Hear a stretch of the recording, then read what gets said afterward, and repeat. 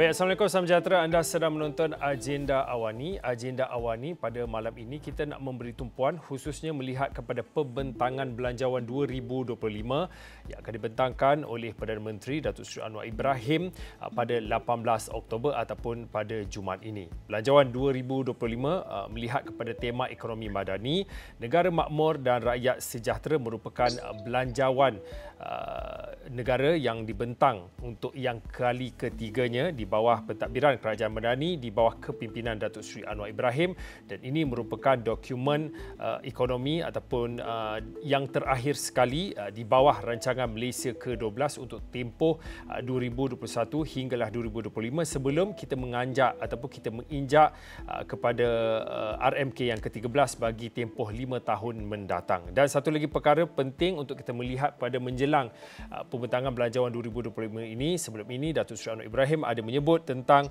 lebih banyak pembaikan struktur ekonomi akan diperkenalkan menerusi Belanjawan 2025, antara lain melihat kepada untuk memastikan pertumbuhan ekonomi yang lebih pesat dapat dikongsi dengan rakyat terbanyak secara saksama. Bercakap tentang pertumbuhan ekonomi, kita melihat kepada angka-angka seperti keluaran dalam negara kasar KDNK bagi suku kedua tahun ini meningkat pada 5.9%. Inflasi Malaysia juga pada Ogos 2024 mereda kepada 1.9% dan juga kadar pengangguran turun kepada nilai peratusannya 3.2% pada Ogos. Tetapi dengan melihat kepada nombor-nombor dan juga angka-angka ekonomi yang saya sebutkan sebentar tadi, sejauh mana ia mencerminkan ataupun refleksi kepada keadaan sebenar poket rakyat itu sendiri. Jadi untuk waktu ini, kalau boleh saya nak bersama dengan dua panelis. Yang pertamanya, Profesor Madya Dr. Irwan Shah Zainal Abidin. Prof. Madya adalah Fellow Bersekutu Kanan Institut Dasar Ekonomi dan juga Kewangan IKOFAI daripada Universiti Utara Malaysia, UUM. Assalamualaikum, Prof. Waalaikumsalam. Okey, seorang lagi kita bersama dengan Encik Saiful Zahrin Zakaria yang merupakan pengasas platform eDesa. Assalamualaikum, Encik Saiful. Waalaikumsalam. Okey, kalau boleh saya nak mulakan dengan Prof. Madya Dr. Irwan terlebih dahulu. Menjelang beberapa hari ke hadapan untuk Belanjawan 2025, seperti apa yang dimaklumkan oleh Perdana Menteri melihat kepada nak memberi kesejahteraan rakyat, fokus utamanya sudah tentu kos sara hidup. Tapi untuk waktu ini, bagaimana untuk melihat kepada pembentangan Belanjawan 2025 ini ke arah nak mengimbangi keperluan dan juga kehendak rakyat, dan juga dalam masa yang sama kos sara hidup dan juga nak mengekalkan kestabilan fiskal negara ini. Bagaimana boleh memahami dalam konteks yang lebih mudah beri pemahamannya, Prof?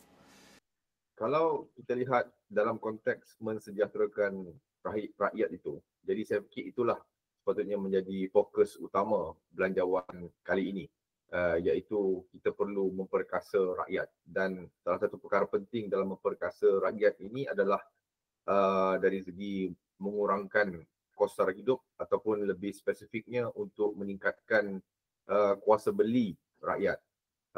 Jadi dalam hal ini, bila ditanya persoalan macam mana kita nak mengimbanginya dengan usaha untuk nak melakukan reformasi fiskal, bagi saya fokusnya memang perlu kepada memperkasa rakyat. Jadi fokus utama adalah bagaimana untuk mengurangkan kos sara hidup dan meningkatkan pendapatan rakyat, dan usaha ini boleh juga dilakukan tanpa kita melakukan satu trade off lah antara mengurangkan mengurangkan kos sara hidup dengan reformasi fiskal yang sedang dijalankan. Kerana kalau kita faham dalam konteks yang mudahlah, kalau kita nak mengurangkan fiskal deficit ni, selain daripada kita nak mengurangkan perbelanjaan, kita juga boleh mengurangkan fiskal deficit ni dengan meningkatkan keluaran dalam negara kasar ataupun KDNK kita. Kerana fiskal deficit kita ni yang kita nak target sehingga 3% dan sebagainya ni adalah nisbah kepada KDNK. Jadi kalau KDNK tu sebagai denominator dapat ditingkatkan, jadi kita boleh meningkatkan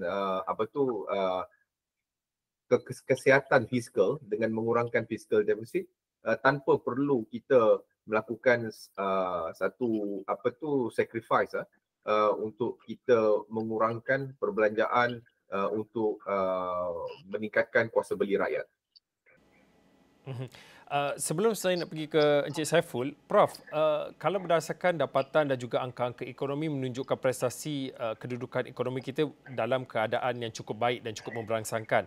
Tapi dalam masa yang sama, sejauh mana ia mencerminkan dan itu adalah nilai refleksi yang sebenar kepada respon kepada rakyat. Kita bercakap kerana rakyat akhirnya, Prof ada katakan tentang kuasa beli rakyat, tentang poket rakyat. Sejauh mana, kerana ini adalah rancangan yang akan dilaksanakan pada tahun 2025, sejauh mana dan apa sebenarnya cabaran kehadapan untuk melihat kepada Belanjawan 2025 dan juga cabaran untuk memenuhi keperluan rakyat itu sendiri dalam soal nak menembalkan poket rakyat ini? Kalau kita lihat dalam beberapa masa terdekat ini, kita sudah pun melihat pemulihan prestasi ekonomi dari sudut makroekonominya, peningkatan dalam keluaran dalam negara kasar, pengukuhan dalam nilai ringgit. Jadi semestinya ini akan menjadikan bahawa di masa terdekat hasil negara juga akan meningkat. Satu, saya katakan juga peningkatan dalam KDNK ini juga akan dalam jangka masa terdekat ini akan mengurangkan mengurangkan fiscal deficit negara. Jadi untuk itu rakyat perlu merasainya dalam erti kata bahawa pelbagai bentuk dari segi pemerkasaan rakyat, dari segi adanya penyediaan basic services, perkhidmatan asas, dari segi pendapatan mereka, dari segi perlindungan sosial mereka, dari segi pekerjaan mereka, dari segi perniagaan mereka, perlu dirasai ada penambahbaikan. Kalau ini tidak dilakukan dan apa yang difokuskan hanya kepada contohnya mengurangkan fiscal deficit, mengurangkan hutang negara, ia tidak memberikan makna yang besar kepada mensejahterakan kehidupan rakyat itu. Jadi kita tanyalah kepada rakyat yang sebenar. Memang sengaja saya jemput Encik Saiful Zahrin, bukan sahaja mewakili kelompok IKS ataupun perusahaan kecil dan sederhana, beliau juga akan berkongsi melihat pada perspektif bagi masyarakat di luar bandar. Encik Saiful, saya difahamkan IDESA telah pun dilancarkan beberapa tahun, dalam 3 ataupun 4 tahun, dan jumlah usahawan yang telah pun dikumpulkan setakat ini 3-4 ribu, ataupun nanti mungkin boleh beri sedikit kemas kini angkanya. Tapi untuk waktu ini menjelang pada 18 Oktober Belanjawan 2025, kita tahu ekonomi Malaysia hampir jumlah yang cukup besar dipacu ataupun dijana oleh kelompok IKS itu sendiri. Mungkin waktu ini apa yang dijangkakan dan apa yang diharapkan dalam konteks untuk melihat IKS itu sendiri dalam Belanjawan 2025? Okeylah. Kita melihat untuk tahun ini teknologi yang begitu besar dalam untuk membantu IKS di luar bandar ini kadang-kadang tidak disediakan dengan begitu baik di kawasan luar bandar. Kebanyakannya hanya menempuh di kawasan bandar dan juga menempuh di kawasan-kawasan yang tertentu. Jadi peniaga-peniaga dan juga pemain industri yang peniaga kecilan di luar bandar ini ketinggalan dengan melalui teknologi, prasarana dan juga kemudahan-kemudahan yang untuk mereka dapat bersaing dalam dunia perniagaan hari ini. Mungkin boleh dikongsikan juga apa sebenarnya cabaran untuk Encik Saiful sendiri apabila nak mengendalikan platform IDESA itu satu. Kedua, dikatakan walaupun orang kampung, tapi orang kampung ada produk yang cukup hebat, produk-produk lokal ada nilai dan juga ada cara untuk nak dipasarkan termasuklah di platform IDESA. Tapi apa sebenarnya cabaran yang dihadapi oleh usahawan yang berada di luar bandar, apatah lagi kita bercakap tentang ekonomi digital ini? Mungkin boleh dikongsikan. Ya, cabaran untuk peniaga di IKS ni kadang-kadang tu mereka tidak mampu untuk mengadaptasi teknologi yang ada. Dan kita kena mengajar mereka macam memimpin tangan mereka. Kadang-kadang mereka ni sampai orang kata ketinggalan dan juga tak tahu macam mana untuk menggunakan teknologi yang ada dan untuk meluaskan lagi lah pasaran mereka. Mungkin boleh juga dikongsikan, mungkin ada cerita-cerita ataupun success story yang pernah ada di bawah platform eDesa, dan mungkin apa banyak isu-isu yang selain daripada dia cakap Encik Saiful terpaksa nak memimpin mereka tahu tentang ekonomi digital, mereka tahu tentang potensi dan bagaimana boleh dikembangkan perniagaan mereka, tapi mungkin ada cerita-cerita, ada success story yang boleh dikongsikan pada waktu ini, dan daripada situ kita akan lihat inilah sebenarnya cerita-cerita ataupun fokus yang perlu diberi perhatian, kerana usahawan lokal ada cerita kejayaannya tersendiri yang perlu juga diberi perhatian. Okeylah, saya ada cerita. Contohnya ada satu usahawan daripada, kalau di Kedah ni dekat Tasik Gubir sana, ada satu usahawan ni dia membuat dia memasarkan penyapu yang tradisional tu, yang hanya boleh dibuat semasa musim kemarau je ada pokok tu. Dulu dia hanya menjual di kawasan SIP, di kawasan Gubir sana. Tapi melalui dengan adaptasi dengan platform eDesa ni, dia boleh memasarkan produk-produk dia ke bandar-bandar seperti orang Shah Alam beli, orang Johor beli, yang mahu produk lokal, produk hasil tangan orang kampung ni. Dan juga ada juga satu usahawan OKU kita yang berada di Penang. Dia ni memasarkan hasil tanaman atau hasil kutipan dia di sekeliling rumahnya di kawasan bandar. Dia duduk rumah taman tapi dia mampu untuk menambah pendapatan dengan platform eDesa ni. Prof, mungkin boleh bantu di sini. Kita bercakap apa cara nak menengani ataupun nak mengurangkan impak kos sara hidup yang ada kalanya mengatakan begitu menghimpit pada waktu ini. Tapi dalam masa yang sama, kita juga melihat kepada apa cara nak menambahkan pendapatan. Kos sara hidup vs nak menambahkan ataupun nak menebalkan poket rakyat.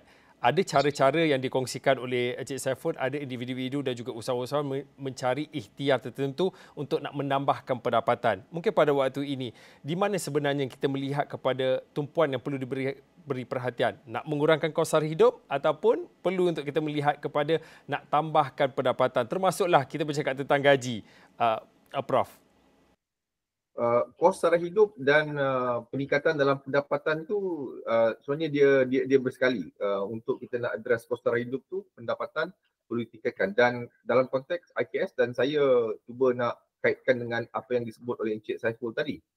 Dan saya nampak pun apa yang saya bersetuju dengan apa yang disebut oleh Encik Saiful tadi, isu-isu yang ada dalam IKS ini, kerana kalau kita tengok dalam ekonomi Malaysia, dan kita fokus kepada kos sara hidup ini untuk meningkatkan pendapatan dalam sektor IKS IKS. Kita tahu IKS ni sebenarnya adalah tulang belakang kepada ekonomi Malaysia.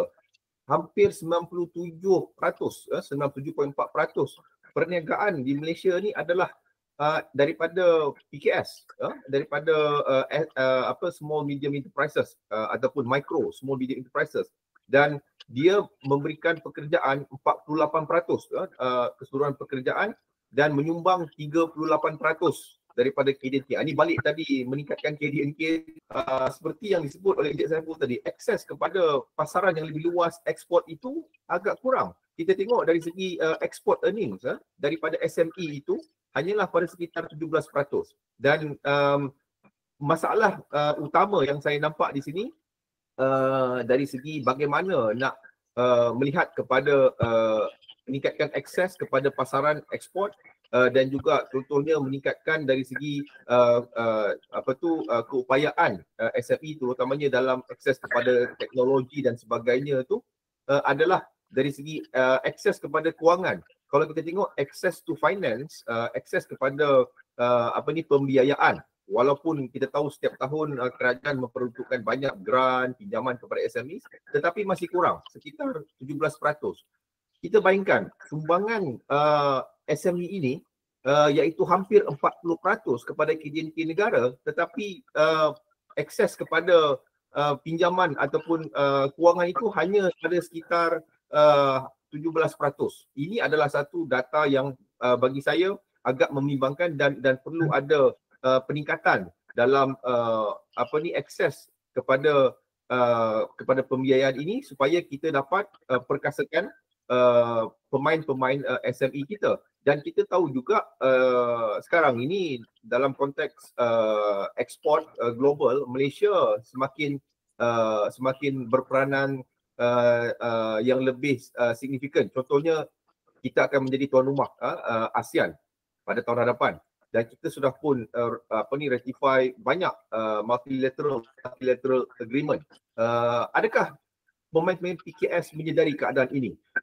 Akses kepada contohnya pasaran RCEP, pasaran CPTPP. Ada banyak isu-isu multilateral dari segi bantuan. Contohnya dalam CPTPP ada bantuan pembinaan kapasiti PKS. Contohnya antara daripada Canada membantu pihak PKS di Vietnam. Jadi adakah kita sedar ada keadaan ini dan apakah kerajaan usaha kerajaan untuk memastikan bahawa pihak PKS di Malaysia juga boleh memasarkan produk-produk mereka dan memasuki pasaran ini. Jadi ia bukan hanya melibatkan akses kepada pembiayaan tetapi juga dari segi akses kepada pengetahuan. Sekali lagi tidak banyak dari segi mungkin pihak-pihak konsultan ataupun institusi daripada kerajaan yang mana membuat bantuan dan membina ekosistem seperti yang Encik Saiful kata tadi memegang tangan mereka dan memimpin mereka untuk meningkatkan lagi dari segi keupayaan mereka, pemasaran, dari segi teknologi, dari segi kos perniagaan dan sebagainya. Dan kerajaan juga mempunyai pelbagai dokumen-dokumen pelan di dalam ekonomi madani yang banyak sebenarnya memberikan kesan juga dari segi peningkatan teknologi kepada PMKS. Contohnya pelan induk perindustrian baru. Pelan induk perindustrian baru ini banyak peluang sebenarnya kepada pihak PKS yang saya berharap di dalam Belanjawan 2025 ini selain daripada penerusan segala insentif yang telah pun ada pada Belanjawan 2024 tu, boleh juga difikirkan bagaimana pembinaan ekosistem yang lebih baik dari segi bantuan know-how, pengetahuan terhadap cabaran-cabaran di dalam elemen teknologi, pasaran baru dalam sistem multilateral agreement dan juga ESG itu dari segi alam sekitar lah, environmental, social dan governance itu pun saya fikir juga perlu ditekankan di dalam belanjawan kali ini. Kemudian saya nak tanyakan soalan susun pada apa yang disebutkan oleh Prof. Selain pada kita nak melihat kepada isu-isu atau cabaran yang dihadapi oleh IKAS ini, akses pembiayaan, tetapi satu lagi perkara ialah akses untuk pengetahuan dan juga ketersediaan usahawan-usahawan PKS kita. Mungkin Cik Saiful boleh kongsikan sejauh mana, sebab disebutkan oleh Prof. Irwan tadi, padang ataupun pasaran untuk digital ini cukup meluas kerana produk kita bila dah masuk digital ini bukan lawan dengan produk antara negeri tetapi kita berlawan dengan antara negara. Malah kalau boleh dikongsikan juga sejauh mana ketersediaan dan juga mungkin boleh dikongsikan pada waktu ini usahawan-usahawan PKS adakah sudah bersedia ataupun bagaimana nak memberi sedikit gambaran tentang di mana sebenarnya ketersediaan usahawan-usahawan PKS apabila kita bercakap tentang digitalisasi ekonomi ini? Okeylah. Buat masa ni saya rasa pada pandangan saya kita masih lagi belum ada satu tempat rujukan yang centralized untuk mengenai dana-dana ataupun pinjaman ataupun sekian-sekian. Jadi usahawan ni terpaksa mencari di banyak-banyak tempat. Dia tak bina satu tempat yang sehingga masuk kat situ semua ada. Segala akses tentang pembiayaan, dana, peluang pemasaran, permintaan, yang lain-lain itu. Jadi kita rasa kita kena bangunkan satu tempat di mana semua info-info tu ada di situ.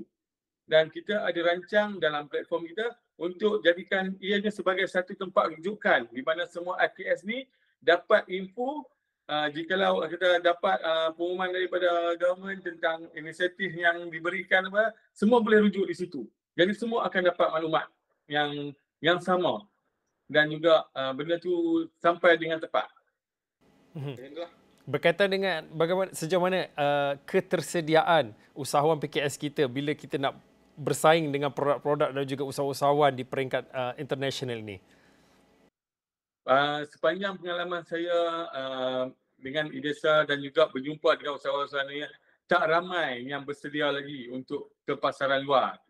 Ada sesetengah tempat saja ataupun setengah IKS saja yang mampu, itu pun tak perlu memenuhi lagi. Dia hanya sebahagian kecil sahaja. Kadang dengan tempat production dia tak mampu dengan kapasiti dia, dengan tak bersedia dengan sertifikatnya dan juga untuk memenuhi permintaan lah. Itu. Prof, mungkin bagaimana kita nak bantu usahawan-usahawan ini? Kerana sudah tentu dah seperti Prof katakan, setiap tahun sudah pastinya akan ada peruntukan dan juga pengumuman berkaitan dengan bantuan yang akan diberikan untuk nak menjanakan lagi, untuk nak menggerakkan lagi perkembangan sektor ekonomi PKS ini. Tapi mungkin pada waktu ini, selain pada kita melihat pada akses pembiayaan dan juga bantuan modal perniagaan, apa lagi yang boleh dibantu supaya IKS-IKS kita ready, bersedia? Kita bercakap tentang pasaran yang lebih luas, pasaran ekonomi digital. Jadi apa lagi boleh dibantu kalau kita melihat kepada dalam konteks belanjawan 2025 ini? Ya, selain daripada one stop center, kita juga perlu memastikan bahawa adanya participation daripada pihak-pihak swasta, kerana contohnya pihak-pihak swasta yang memberikan perkhidmatan konsultansi, ya, sebagai contoh, mereka ni tidak begitu mempunyai minat dengan pihak-pihak PKS, kerana mereka lebih berminat untuk melakukan perkhidmatan mereka kepada perniagaan-perniagaan besar. Jadi bukannya yang kecil dan sederhana. Jadi inilah isu yang perlu dilihat supaya kerajaan dapat pastikan bahawa pembinaan kapasiti itu dapat dilakukan, dan ada juga sebenarnya fasiliti-fasiliti ini yang diwujudkan di dalam platform multilateral yang sudah pun kita tandatangani. Jadi ini yang isu dia tu, bagaimana kerajaan boleh pastikan segala apa yang ada di dalam agreement multilateral ini dapat disampaikan dan dapat diakses kepada pihak PKS, dan konsep free trade agreement ini juga bagi saya perlu ditekankan. Jadi perlu ada pemain-pemain daripada pihak yang mempunyai kepentingan dan juga agensi-agensi kerajaan yang boleh memastikan bahawa keupayaan SME ini dapat diperkasakan, dan bukan saja melalui blueprint yang dokumen-dokumen macam NIMP yang saya sebutkan tadi, tetapi juga dari segi bantuan, pinjaman, grant, insentif yang diberikan pada belanjawan sebelumnya, dan kalau diteruskan, maksud dia pihak-pihak PMKS pun menyedari dan mereka boleh akses dengan mudah lah. Tidak payahlah nak tercari-cari kat mana nak dapatkan ni, ataupun nanti dari segi dia punya paperwork pula ada isu dan ini. Jadi semua tu saya fikir perlu ada bantuan dan supaya dia boleh dapat disalurkan secara yang mudah. Okey. Prof, mungkin yang terakhir sekali sebelum saya nak pergi ke Cik Saiful, nak bertanyakan apa harapan dia menuju kepada pembentangan belanjawan 2025 melihat pada prospek IKS ini.